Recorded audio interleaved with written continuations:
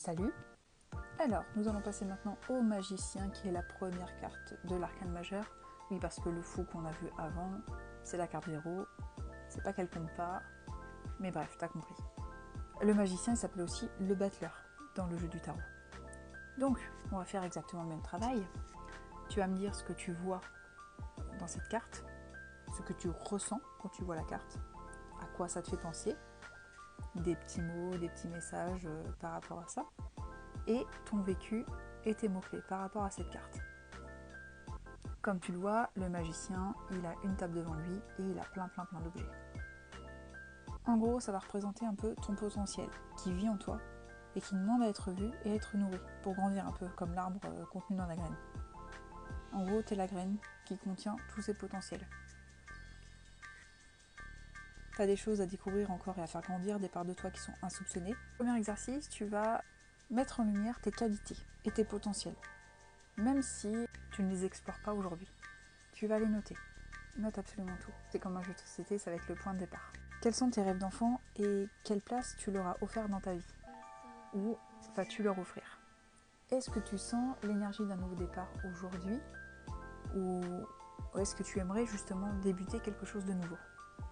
Qu'est-ce qui te met de bonne humeur le matin et qui te donne l'énergie de te lever et de faire les choses? Est-ce que tu te sens adulte et autonome? Et qu'est-ce que le terme initiation t'inspire? Je te laisse réfléchir à tout ça et je t'explique la suite. Le magicien ou le battleur, en gros, c'est ta force de vie et ta spontanéité. C'est tes nouveaux départs, même si parfois tu t'éparpilles et t'es un peu capricieux. Il faut te canaliser et t'aimer. Tu as du potentiel, tout le monde a du potentiel, mais il faut savoir les explorer pour être en accord avec soi-même, évidemment. Quand, en gros, cet archétype est épanoui en toi, ces notions qui viennent à toi avec facilité, donc les nouveaux départs, les initiatives, la spontanéité, l'esprit de jeunesse, on va dire, le dépassement de soi, l'habileté, le courage, l'audace et l'initiation. Quand ces notions-là, en fait, ont été endormies, c'est plus difficile. Donc ça va être plutôt la dispersion, l'immaturité, des projets ou des envies qui vont être bloquées, de la maladresse, de l'agitation et de l'indécision. Sachant que cette arcane, elle est reliée au premier élément qui est le feu. Le feu qui est donc la spontanéité, l'énergie, etc. Dans la boussole de la psyché de Jung, il est relié à la fonction intuition.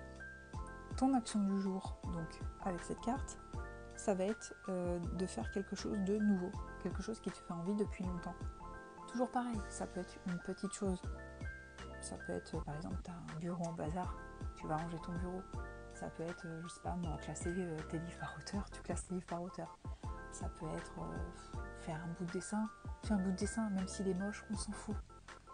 C'est pas ça qui importe, c'est de le faire. Fais quelque chose de spontané et qui te fait plaisir. Raconte-moi un peu en commentaire comment tu as vécu cette carte. Est-ce que ça t'a aidé et ce que tu as mis en place. Et moi je te dis à bientôt pour la prochaine carte qui sera la grande prêtresse. Mais je ne spoil pas, attention. Salut!